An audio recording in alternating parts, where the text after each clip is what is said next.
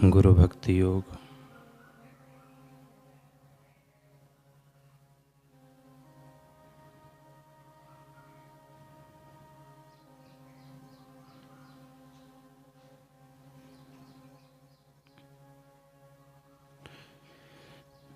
गुरु इस पृथ्वी पर साक्षात ईश्वर है, सच्चे मित्र एवं विश्वास पात्र बंधु हैं।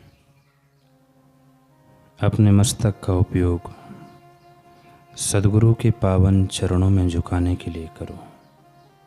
हे मनुष्य, गुरु के चरण कमलों का आश्रय ले, काम आसक्ति अभिमान आदि को त्याग दे, क्योंकि वे गुरु सेवा में मुख्य विघ्न है। कोई भी साधक तृष्णा से रहित होकर भक्ति भाव पूर्वक गुरु की भक्ति करता है तो उसे उनकी कृपा अवश्य प्राप्त होती है। अपनी संपत्ति, अपने शुभ कर्म, अपना तप आदि अपने पावन गुरु को अर्पण कर दो। तदंतर ही उनकी कृपा प्राप्त करने के लिए आपका हृदय शुद्ध होगा।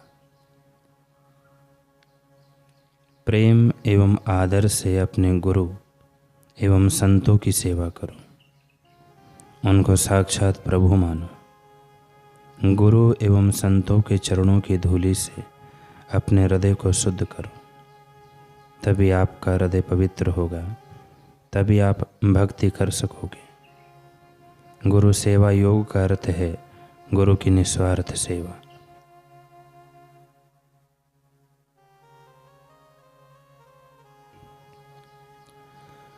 गुरु की सेवा माने मानव जाति की सेवा। गुरु सेवा हृदय को विशाल बनाती है, सब विघ्नों को हटाती है।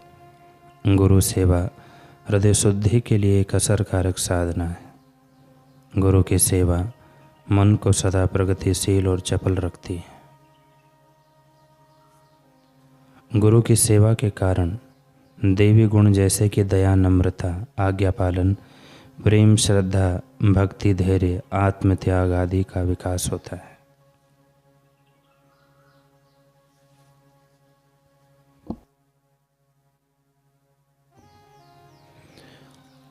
पूज्य बापू जी के प्रेरक जीवन प्रसंग में अशोक भाई मालवीय के सुपुत्र देवकी नंदन मालवीय व गुरुदेव का मधुर संस्मरण बताते हुए कह रहे हैं कि सन 2002 की बात है।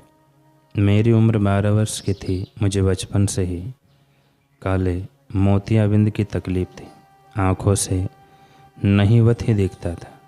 एक बार पूज्य बापू जी भोपाल पधारे थे। मेरे पिताजी गुरुदेव के पीछे पीछे सिक्योरिटी सेवा में चल रहे थे। अंधेरा हो चुका था, बरसात हो रही थी, लेकिन गुरुदेव के दर्शन की लालसा से मैं भीगते हुए खड़ा था। पूज्य बापू जी ने टॉर्च लगाकर मेरी तरफ देखा तो गुरुदेव का हृदय भर आया। बोले, किसका बच्चा है ये, पानी में भीग रहा है? पिताजी बोले, जी गुरुदेव, मेरा बेटा है। बापू जी ने कहा, इसको देखने में तकलीफ है क्या?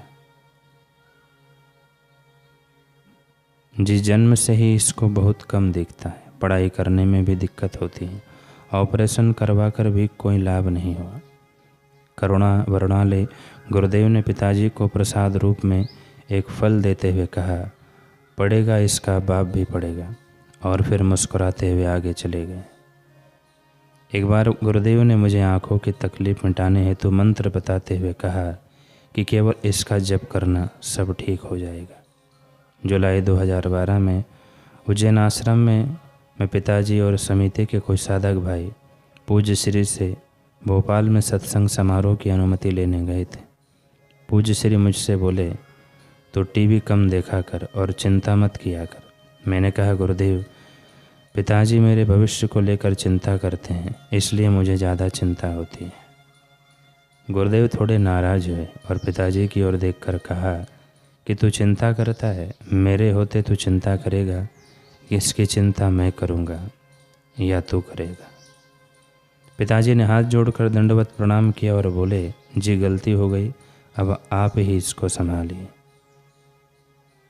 गुरुदेव बोले, बेटे को बोल कि सुबह शाम संध्या किया करे और चिंता छोड़ दे, सब बढ़िया हो जाएगा।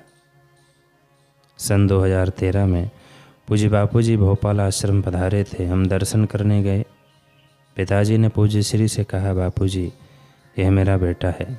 गुरुदेव मेरी तकलीफ़ देखते हुए बोले, बेटा है तो बाप बन, बाप की तरह सेवा करना। क्यों बनेगा ना अपने बाप जैसा। मैंने कहा, हाँ गुरुदेव बनूंगा। फिर पूज्य श्री मुस्कुराते हुए बोले, हाँ बनेगा, यही बनेगा, मेरे साथ बोल, ओम ओम ओम। मैंने गुरुदेव के साथ ओम का उच्चारण किया। मुझे उस समय परीक्षा में सफलता नहीं मिल रही थी, तो गुरुदेव मुझ में उत्साह भरते हुए बोले कि असफलता के बाद ही सफलता मिलती है, रात के बाद ही दिन का उजाला होता है। आगे बढ़ और सेवा कर। जब भी कुछ नकारात्मक विचार आए तो ओम ओम का उच्चारण करना। गुरु आज्ञा शिरोधार्य कर मैं सुबह शाम संध्या करने लगा। पूज्य बापूजी की कृपा से मेरा स्टाफ सिलेक्शन कमीशन की परीक्षा में चयन हुआ। वर्तमान में मैं इनकम टैक्स इंस्पेक्टर के पद पर कार्यरत हूँ। मैंने जीवन में आज तक जब भी गुरु आज्ञा का पालन किया तो मुझे बहुत फ़ायदा हुआ, और जब मैंने गुरु आज्ञा की अवहेलना की तो मुझे घाटा भी सहना पड़ा है। मेरी आँखों की तकलीफ़ पूरी तरह ठीक नहीं हो पाई क्योंकि मैंने गुरुदेव द्वारा बताए मंत्र का नियमित रूप से जप नहीं किया। यदि मैं गुरुदेव की इस आज्ञा का पालन करता तो आज निश्चित रूप से मेरी आंखें ठीक होती। दूसरी ओर गुरु आज्ञा मानकर जब से मैं संध्या करने लगा तब से मेरी उन्नति के द्वार खुल गए। मुझे हर क्षण ऐसा अनुभव होता है कि स्वयं गुरुदेव की ही मुझे संभाल रहे हैं। सुख दुख तो सबके जीवन में आते हैं, परंतु जब दुख की घड़ियाँ आती है तब गुरुदेव ऐसी प्रेरणा करते हैं कि यह सब सपना है, यह समय भी निकल जाएगा। इस प्रकार गुरुदेव गिरने से बचा लेते हैं, और जीवन में जब सुख आता है तो गुरुदेव यह प्रेरणा देते हैं कि इसमें फूलना नहीं, फंसना नहीं, बस अपने लक्ष्य की ओर बढ़ते रहो।